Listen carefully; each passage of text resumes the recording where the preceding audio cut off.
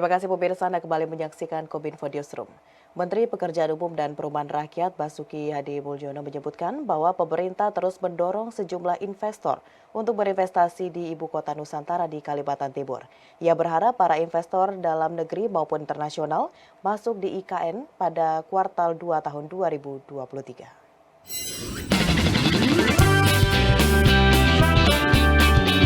Pemindahan ibu kota ke Penajam Pasir Utara bertujuan membangun budaya, pemikiran, dan basis ekonomi baru bagi Indonesia. Pemerintah melalui Kementerian Pekerjaan Umum dan Perumahan mulai membangun IKN. Dikatakan Menteri PUPR Basuki Hadi Mulyono, investor lokal maupun asing dapat masuk IKN pada kuartal kedua tahun 2023. Kementerian PUPR tengah mengembangkan kawasan inti pusat pemerintahan wilayah 1B dan 1C sebagai kawasan perkantoran. Dirinya menyebut sekitar 183 investor Malaysia meminati proyek pembangunan IKN dengan minat investasi di sektor perumahan, rumah sakit, pendidikan, startup, energi, dan lain sebagainya.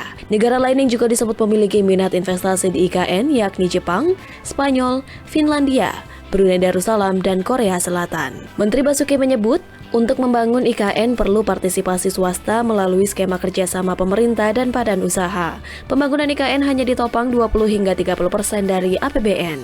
Dana yang dibangun dari APBN yakni jalan konektivitas, air minum, jembatan, tempat sampah, sanitasi, pengendalian banjir, dan kantor pemerintahan. Itu kapan mulainya? Sekarang kan kita lagi di wilayah pengembangan 1A.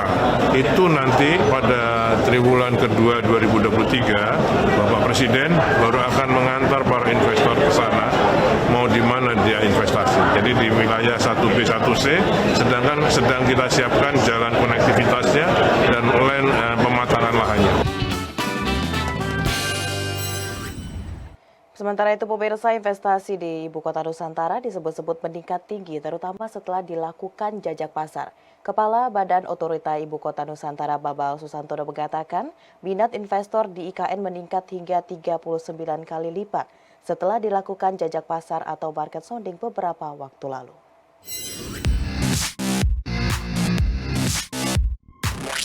Kepala Badan Otorita Ibu Kota Nusantara Bambang Susantono mengatakan terdapat lonjakan 39 kali lipat minat investor untuk menanamkan dananya di Ibu Kota Nusantara setelah Presiden Joko Widodo melakukan jajak pasar pada 18 Oktober 2022 lalu. Menurut Bambang, sebelum Presiden melakukan jajak pasar atau market sounding ke investor, memang sudah ada pre-market sounding yang dilakukan oleh Badan Otorita IKN dengan Kamar Dagang dan Industri. Nah, setelah jajak pasar memang berkembang luar biasa minat dari para investor yang menghubungi kami, sehingga hampir 40 kali, tepatnya 39 kali lipat dari area-area yang memang kita siapkan untuk investasi pada tahap pertama ini. Saya garis bawahi tahap pertama ya, di kawasan inti pusat pemerintahan. Menyikapi tingginya minat investasi tersebut, Presiden Joko Widodo memberikan arahan agar area-area di IKN dibuka lagi untuk menampung minat para investor yang tidak tertampung di wilayah 1A. Bambang menyebut wilayah 1A adalah wilayah tempat Istana Kepresidenan dan sejumlah kementerian nanti berlokasi. Nah, ini sekarang kita buka lagi di 1B dan 1C istilahnya. Jadi total daerah dari KIPP atau kawasan inti pusat pemerintahan itu akan kita langsung buka untuk para investor yang berminat. Lebih jauh, Bambang menjelaskan bahwa pemerintah juga tidak hanya membuka peluang investasi di wilayah KIPP saja, melainkan juga di area lainnya. Sejumlah wilayah tersebut antara lain wilayah pariwisata, pusat finansial dan ekonomi, wilayah pendidikan hingga wilayah kesehatan. Jadi intinya tadi arahan beliau adalah membuka seluas-luasnya bagi para investor untuk bergabung dan sesegera mungkin membangun di kawasan IKN ini. Saya kira itu intinya tadi, kita semua berdiskusi dan insya Allah ini akan mulai kita wujudkan di tahun depan, sehingga tahun depan akan lebih terlihat lagi, lebih banyak lagi konstruksi yang akan kita bangun. Sehingga nanti pada tahun 2024, manakala Bapak Presiden akan upacara di IKN, tentu akan bisa melihat perkembangan yang ada di lapangan. Sekedar informasi, Badan Otorita Ibu Kota Negara telah merilis buku panduan One Map, One Planning, One Policy atau 1 MPP sebagai pedoman rencana persiapan dan pelaksanaan pembangunan IKN terintegrasi lintas kementerian lembaga.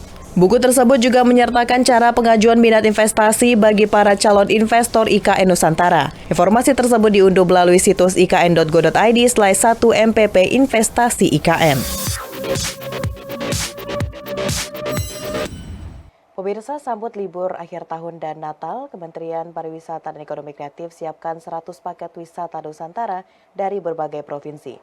Paket wisata yang disebut dengan Wisnu merupakan upaya pemerintah untuk menyerap potensi ekonomi sektor pariwisata dari pergerakan masyarakat yang semakin masif. Jelang libur panjang Natal dan Tahun Baru, Kemenparekraf siapkan gebrakan untuk menyerap cuan dari sektor pariwisata. Setelah absen 2 tahun akibat pandemi COVID-19, akhir tahun ini pergerakan wisatawan Nusantara atau Wisnu diperkirakan mencapai 1,4 miliar. Dari nilai tersebut, 80% wisatawan disebut akan berpusat di Pulau Jawa, khususnya di Jawa Tengah. Untuk menangkap peluang tersebut, Pemprov Jawa Tengah mengirim paket wisata unggulannya, yakni Private Trip Monlawi, paket wisata One Day Tour Solo Jeep, dan paket wisata Ziarah Wali Songo. Tidak hanya Jawa Tengah, Kemenparekraf juga berkoordinasi dengan 34 provinsi lain untuk mengirim paket wisata terbaiknya. Adapun rincian paket wisata dapat dilihat pada laman www.indonesia.travel/gb/en/packages/bookings.com. Untuk membelinya, para wisatawan cukup menghubungi kontak yang tertera untuk melakukan pemesanan paket wisata. Menteri Koordinator Bidang Perekonomian meminta Bank Indonesia membuat kebijakan khusus untuk mengamankan dolar dari devisa ekspor bisa diamankan di dalam negeri. Selain memicu neraca dagang positif, dolar devisa ekspor juga menjadi pendorong target pertumbuhan ekonomi Indonesia 5,3% pada tahun 2023.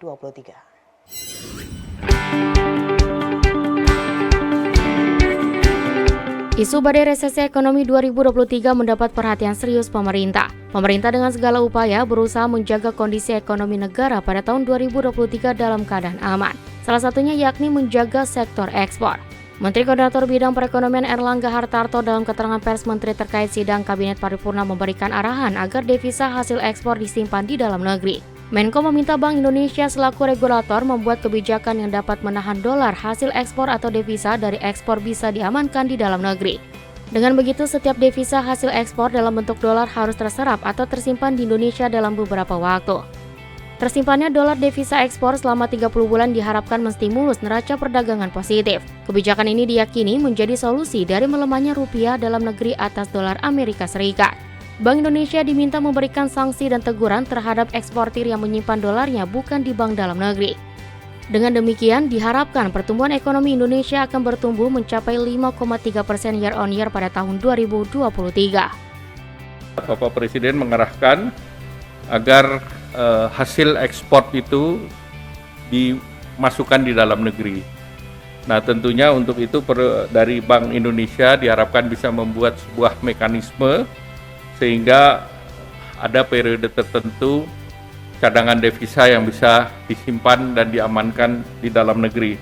Nah, tentu ini menjadi domain BI dan diberharap bahwa dengan demikian akan memberi ekspor kita yang sudah 30 bulan terus-menerus menghasilkan devisa positif, neraca perdagangan positif yang juga berimbas pada neraca pembayaran yang 1,3% daripada GDP kita relatif aman. Tentunya ini perlu diperkuat dengan ekosistem keuangan yang berbasis kepada devisa asing. Pemirsa, setelah jeda pariwara, kami akan kembali dengan berbagai informasi lainnya. Tetaplah bersama Kominfo Newsroom.